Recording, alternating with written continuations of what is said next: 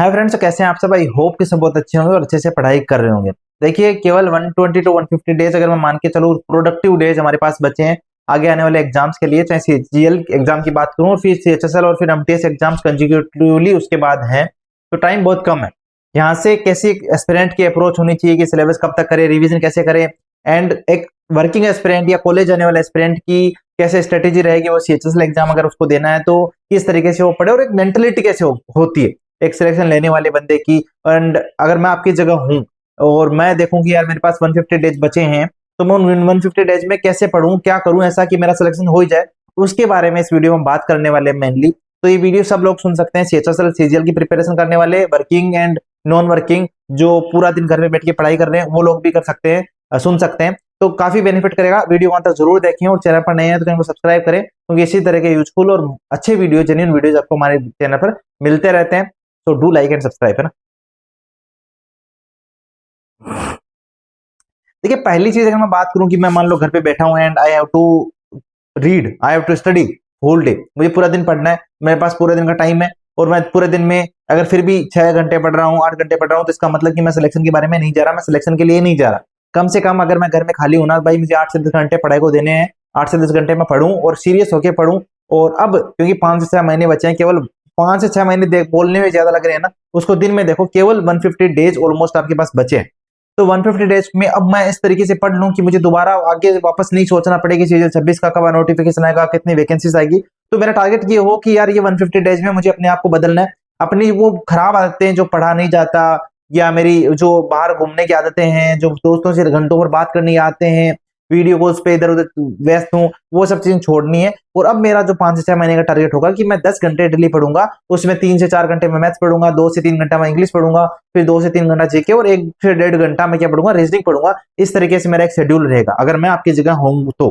ठीक है। दूसरी चीज मेरी ये रहेगी कि यार देखो, मुझे मॉक टेस्ट के बारे में सोचना है, बट मॉक टेस्ट मेरा तब हो जब 50% सिलेबस कंप्लीट हो जाए। तो मैं वीक में कम से कम 2 मॉक टेस्ट जरूर देता रहूंगा, ताकि मैं अपने आप को एनालाइज कर पाऊं कि मैं कहां स्टैंड करता हूं। जो टॉपिक्स वीक होंगे उनकी मैं मिक्स प्रैक्टिस बीच में लाऊंगा, मिक्स प्रैक्टिस के बारे में बात करूंगा मैं भी।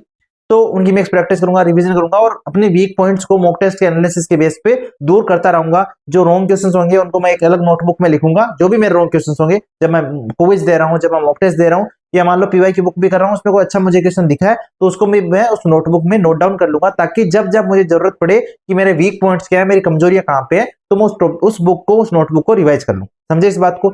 दूसरी चीज, जो भी मेरा टॉपिक होते जाएंगे उनकी मैं मिक्स प्रैक्टिस करता जाऊंगा। मिक्स प्रैक्टिस का मतलब क्या होता है? मिक्स प्रैक्टिस का मतलब होता है कि मान लो मैंने 5 टॉपिक पढ़ लिए हैं, परसेंटेज पढ़ लिया, प्रॉफिट एंड लॉस पढ़ लिया, रेशियो प्रोपोर्शन पढ़ लिया, और मिक्स एंड एलिगेशन पढ़ लिया। तो अब मैं डेली क्या करूंगा, डेली मान लो मैं 50 क्वेश्चन प्रैक्टिस कर सकता हूँ इन अ डे, एक 1.5 घंटे में मैं 50 क्वेश्चन कर सकता हूँ। तो मैं 10 क्वेश्चन उठा लूंगा परसेंटेज के, 10 उठा लिए मिक्स एंड एलिगेशन के, 10 उठा लिए पार्टनरशिप के, 10 उठा लिए टाइम स्पीड डिस्टेंस के। इस तरीके से करके मैं अलग अलग टॉपिक्स के 10-10, 5-5 करके क्वेश्चंस मिक्स करूंगा, और उनको डेली में प्रैक्टिस करूंगा। मिक्स प्रैक्टिस का मतलब ये होता है, और एक टाइम फिक्स हो, और उस टाइम में कंसिस्टेंसी के साथ आपकी ये प्रैक्टिस चलती रहे, 5 से 6 महीने चलती रहे मेरी प्रैक्टिस, अगर मैं हूं आपकी जगह, तो आई नो कि यार अगर मैंने लगातार कर लिया ना 5 से 6 महीने, देन इट मीन्स कि मेरे पास पीवाईक्यूज का बहुत अच्छा कॉन्फिडेंस होगा, और पीवाईक्यूज का कॉन्फिडेंस होगा, इट मींस डायरेक्टली मींस कि एसएससी में सिलेक्शन होगा। ध्यान रखना, पीवाईक्यूज बहुत बड़ी इंपॉर्टेंस रखते हैं। अगर आप सोचते हो कि आपकी प्रैक्टिस मॉक टेस्ट से हो जाएगी, तो भाई नहीं होगी। अगर आपको मैथ्स में अच्छा स्कोर चाहिए, सिलेक्शन चाहिए, तो आपको पीवाईक्यू बुक लेनी पड़ेगी। अगर आपके पास पीवाईक्यू बुक है तो बहुत अच्छी बात है, उससे लगातार प्रैक्टिस करो, मिक्स प्रैक्टिस करो, डेली 50-50, 60-60 क्वेश्चन की प्रैक्टिस करो। सिलेबस पूरा कंप्लीट है तो 100-100 क्वेश्चन की प्रैक्टिस करो। अगर नहीं है बुक आपके पास, तो भाई बुक परचेज कर लो। आप में से बहुत सारे लोगों का बस यही था कि अपडेटेड बुक नहीं आई है, जब आएगी तब ले लूंगा। तो मैं आपको बता दूं, किरण पब्लिकेशन की 2025 तक की, जनवरी 2025 तक जितने भी एग्जाम हुए उनकी अपडेटेड बुक आ चुकी है। सीजीएल मेंस भी उसमें इंक्लूड है, तो वो बुक आ चुकी है, उसमें अपडेटेड बुक है। कोई अब ये नहीं कहेगा कि अपडेटेड बुक नहीं आई, उसका वेट कर रहे हैं। टाइप वाइज अगर आपको प्रैक्टिस करनी है तो आप ये बुक ले सकते हैं। उसमें ध्यान रखना, एक चीज और उसमें ऐड कर दी गई है, एआई। उसका यूज कैसे कर सकते हो? उसका यूज ऐसे कर सकते हो कि उसमें एक स्क्रीन, उसमें क्या होता है, स्क्रैच कार्ड होता है, जो मेन पेज होता है ना, उसके पीछे की तरफ आप देखोगे स्क्रैच कार्ड होता है। तो उस स्क्रैच कार्ड को स्कैन करोगे तो वहां पे आपको प्रैक्टिस वाले, मॉक टेस्ट वाले सेक्शन वो लेके जाएगा ऑनलाइन, है ना। केआईसीएक्स ऐप जो होता है उस पे। तो वहां पे क्या होगा कि आप एक क्वेश्चन आप प्रैक्टिस करोगे तो कोई क्वेश्चन आपको समझ में नहीं आ रहा, आपको लग रहा है कि इसके मुझे बहुत सारे क्वेश्चन और चाहिए प्रैक्टिस के लिए, तो वो क्या करेगा, एआई जो है आपको उस सेम टाइप के क्वेश्चन बहुत सारे प्रोवाइड करा देगा। मान लो नंबर सिस्टम का एक टाइप है, उसके बहुत सारे क्वेश्चन आपको प्रोवाइड करा देगा, वे प्रैक्टिस कर लो और उसको स्ट्रॉन्ग कर लो कंसेप्ट को। तो उसका भी आप लाभ उठा सकते हैं, प्रॉफिट ले सकते हैं। तो हाँ भाई, बुक ले लीजिएगा, जो भी बुक है आपके पास चलेगी, अगर नहीं है तो बुक जरूर परचेज कर ले। तीसरा, जो भी मेरे टॉपिक्स होते जाए ना, जैसे मान लो मैंने percentage, profit and loss ratio, जो भी मैंने टॉपिक पढ़ लिया है, उसका मैं टाइम टू टाइम डेली, मैं ये नहीं कर रहा एक टॉपिक आज बैठ जाऊं पूरा टॉपिक रिवाइज करो, नहीं, बट थोड़ा थोड़ा पोर्शन रिवाइज करते चलना। 3 सेक्शन होने चाहिए कि मैं एक सेक्शन में 50 से 60 क्वेश्चन प्रैक्टिस कर रहा हूँ, एक सेक्शन में मैं अपने सिलेबस 1-1.5 घंटा, अगर नहीं हुआ तो उसकी क्लास ले रहा हूँ, चाहे मुझे 2 घंटा लग रहा है, क्योंकि मैं खाली बैठा हूं तो मेरे पास 10 घंटे पढ़ने के लिए है, तो 2 घंटा भी अगर आपको क्लास में लग रहा है 1-1.5 घंटे की क्लास में, तो लगने दो, पढ़ना ही तो है। 1 घंटा प्रैक्टिस करो एंड देन आपका आधा घंटा, 45 मिनट, 1 घंटा, जितना आपको टाइम मिलता है, रिवीजन करो, चाहे थोड़ा थोड़ा ही करो, बट रिवीजन करते रहना बहुत ज्यादा हेल्प करेगा, कॉन्फिडेंस बूस्ट करेगा। ये रहेगा कि हाँ मैं रिवीजन भी कर रहा हूँ, ये रहेगा मिक्स प्रैक्टिस कर रहा हूँ, तो वो जो मिक्स प्रैक्टिस के टॉपिक्स हैं वो कॉन्फिडेंस देंगे, बूस्ट करेंगे आपको आपको कि हाँ यार तू सही चल रहा है, तेरी मैथ्स वीक नहीं है तो अच्छा कर सकता है, अच्छा करेगा, और वो आपको मॉक टेस्ट में भी देखने लगेगा। ठीक है, तो इस तरीके से मैं टारगेट करूंगा कि भाई मेरा रिवीजन चले, प्रैक्टिस चले, एंड मैं कैलकुलेशन पे भी थोड़ा बहुत डेली टाइम दे पाऊं, 20 मिनट डेली कैलकुलेशन करूं, और कैलकुलेशन ऐसा करूं कि मुझे पता हो कि 16 9 25 25 8 33 33 4 37, तो प्लस ना बोलना पड़े, मैं डायरेक्टली चीजों को ऐड करूं, मुझे पता हो 33 और 34 कितने होंगे, मैं डायरेक्टली जवाब करूं, मुझे जोड़ना नहीं है, मुझे कॉपी लेके नहीं बैठना है, मुझे पता हो 74 और 37 कितने होंगे, 78 और 88 कितने होंगे, तो ये सब चीजों पे मैं डेली प्रैक्टिस करूं, मेंटली वर्बली आंसर करने की कोशिश करूं, और मल्टीप्लिकेशन के डेली रफ रजिस्टर में लेके देखूं मैं फास्टली कैसे कर सकता हूं, ट्रिक्स के जरिए जल्दी करूं, तो डेली मैं 20 मिनट प्रैक्टिस को दूंगा।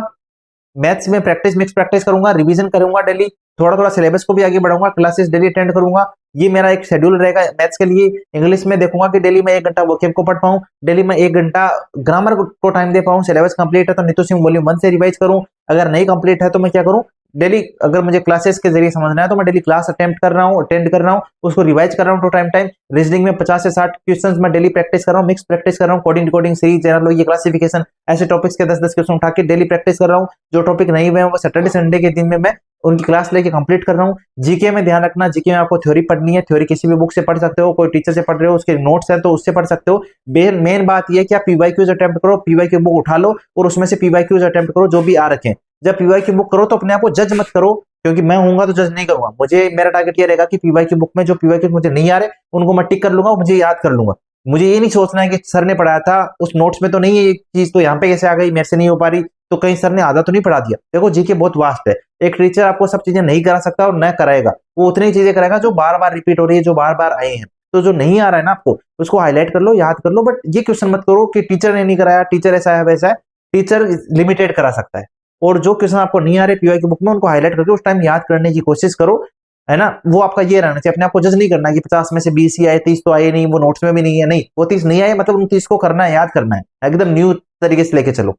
अब देखो अगर मैं वर्किंग हूं तो मेरी अप्रोच ऐसी रहनी चाहिए कि देखो मेरे पास वैसे भी टाइम कम है, मैं 5 से 6 घंटे मुश्किल से निकाल पाता हूं पढ़ने के लिए। अगर मैं वर्किंग हूं तो मुझे एकदम परफेक्शन की तरफ जाना है, मैं डेली थोड़ा थोड़ा रिवीजन के लिए टाइम निकालूं, 30 मिनट भी निकालूं। मेरा ऑफिस में भी अगर मुझे टाइम निकल पा रहा है, मैं आधे घंटे 45 मिनट 1 घंटा टाइम निकाल पा रहा हूं, तो रीजनिंग क्विजेज लगा रहा हूं, स्ट्रेटेजी के पीडीएफ स्क्रॉल कर रहा हूं, ऐसे टाइम को यूज करूं। सोशल मीडिया मेरा इंटरटेनमेंट का सोर्स ना रहे, मेरा एंटरटेनमेंट का सोर्स रहे, इंपॉर्टेंट पीडीएफ, जब मेरे को टाइम मिले मैं इंपॉर्टेंट पीडीएफ स्क्रॉल कर रहा हूँ, क्वेश्चंस लगा रहा हूँ, क्विजेज लगाने की कोशिश कर रहा हूँ, ये मेरा ध्येय होना चाहिए। दूसरी चीज, जो भी टाइम मिल रहा है उसमें एफिशिएंसी बढ़ानी पड़ेगी। उसमें आप ऐसा नहीं कर सकते कि यार ठीक है 4 घंटे पढ़ा था उसमें से 2 घंटे तो ठीक ठाक पढ़ाई हो गई, 2 घंटे नींद आ रही, ऐसा नहीं होना चाहिए। You have to be perfect.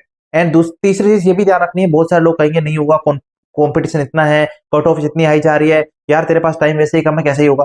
अगर आप 5 घंटे भी पढ़ रहे हो बट उसको कंसिस्टेंसी के साथ लगातार पढ़ना है, चाहे कोई कुछ भी बोल रहा हो, इस बुक से नहीं होगा, तेरे से नहीं होगा, कट ऑफ हाई है, कॉम्पिटिशन ज्यादा है, उसको आपके पास टाइम ही नहीं है वो सब चीजें सोचने का, आपके पास टाइम ही नहीं है उन सब चीजों को टाइम देने का कि आपका होगा या नहीं होगा। आपके पास इतना ही टाइम है कि आप पढ़ो उसके लिए जो आपने टारगेट बनाया, आप पढ़ो उस चीज के लिए कि मुझे करना है इस बार तो मुझे पढ़ना पड़ेगा, और मेरे पास टाइम नहीं है उन सब चीजों के लिए जो लोग कह रहे हैं कि competition and cut offs and all.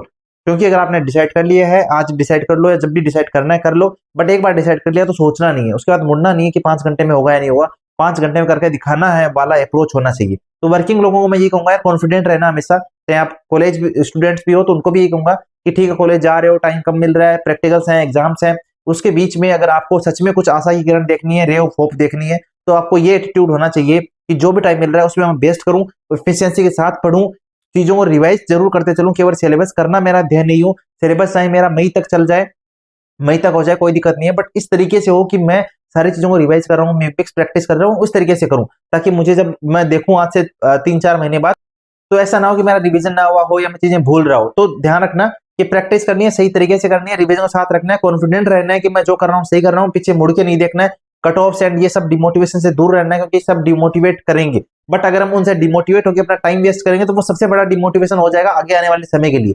तो अभी जितना टाइम बचाएंगे, जितना एफिशिएंटली कर पाएंगे चीजों को, बिना रिजल्ट के बारे में सोचे कि रिजल्ट कैसा रहेगा, कंपटीशन कैसा रहेगा, कट ऑफ क्या रहेगी, बिना इन सब के बारे में सोचे हुए लगातार 5 घंटे 8 घंटे 5 घंटे वर्किंग लोग, 6 घंटे 6 से 8 घंटे जो कॉलेज जाते हैं वो, और 8 से 10 घंटे वो लोग जो घर पे बैठे हैं केवल पढ़ने का काम है, वो लगातार पढ़े। उनका काम अभी यही होना चाहिए कि हमें पढ़ाई करनी है, उस पर ध्यान देना है। जो भी रिजल्ट होगा, जो रिश्तेदार कहेंगे या जो भी मेरी चीजें होने वाली है वो मैं फ्यूचर टाइम में देख लूंगा।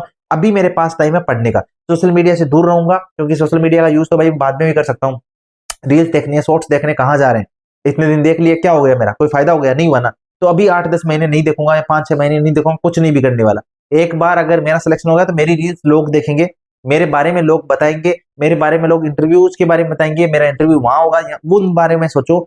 मेरी फोटोज कहाँ कहाँ मैं पोस्ट कर सकता हूँ, उसके बाद वो सोचो अभी कौन सी फोटो अपलोड करोगे, कौन सी पोस्ट डालते हो आप, उस पर कितने लाइक आ रहे हैं, क्या कर लोगे इससे। जब वर्दी में डालोगे तो मजा आएगा ना। तो अभी वो सपने होने चाहिए, और इसी हिसाब से आप लोग अपनी प्रिपरेशन को साथ में रखोगे, रिवीजन प्रैक्टिस एंड सब कुछ चलता रहे। सिलेबस आप टारगेट कर सकते हो कि अप्रैल तक आपका हो जाए, मई तक हो जाए, एंड बट ऐसा टारगेट नहीं करना है कि रिवीजन नहीं किया, प्रैक्टिस नहीं की और मई तक सिलेबस कर लिया। नहीं भाई, चाहे तो मिड जून तक कर ले, बट सिलेबस को इस तरीके से करना कि पीछे की चीजें सारी दिमाग में हो, सारा रिवीजन किया हो, प्रैक्टिस किया हो, सिलेबस को एफिशिएंटली करना है। बाकी टारगेट करके चलो कि अगर पहले से प्रिपरेशन कर रहे हो तो आपका सिलेबस अप्रैल तक हो जाए, 30 अप्रैल तक सिलेबस कर दो, उसके बाद मई जून में केवल रिवीजन एंड प्रैक्टिस करनी हो। अपनी मॉक टेस्ट के साथ एक एनालिसिस की कॉपी बना लेना, जिसमें आप डेली रॉन्ग क्वेश्चंस लिखते रहो, जो भी रॉन्ग क्वेश्चंस हो उनको बार बार रिवाइज करते रहना, और ध्यान रखना कॉन्फिडेंट पॉजिटिविटी के साथ, मेंटल एटीट्यूड के साथ रखना है अपने आप को कि मैं तैयारी कर रहा हूं, तो बस रिजल्ट के बारे में बाद में देखूंगा जब एग्जाम हो जाएगा। अभी रिजल्ट्स के बारे में नहीं सोचना, तैयारी स्टार्ट कर ली है तो एंड तक पहुंचना है, रिजल्ट में अपना नाम लेके आना है, उस कॉन्फिडेंस से तैयारी करो, और बाकी सब चीजें सब मैनेज हो जाएगी। नहीं होगा क्या होगा उसके बारे में बाद में बात करेंगे, अभी बस तैयारी करो। 5 महीने आना, कट ऑफ कितनी जाएगी नहीं जाएगी उसके बारे में सोचने से कुछ नहीं होगा, अपनी तैयारी को बेस्ट करो। सो बी कॉन्फिडेंट, अभी तैयारी करो, टाइम कम है और इस टाइम का यूज करो। एंड अगर वीडियो अच्छा लगा तो वीडियो को लाइक करना, चैनल को सब्सक्राइब कर लेना और अपने दोस्तों के साथ शेयर कर देना, और पढ़ाई करो भाई। ऑल द बेस्ट है ना। जो भी दिक्कत हो कमेंट सेक्शन में बताना।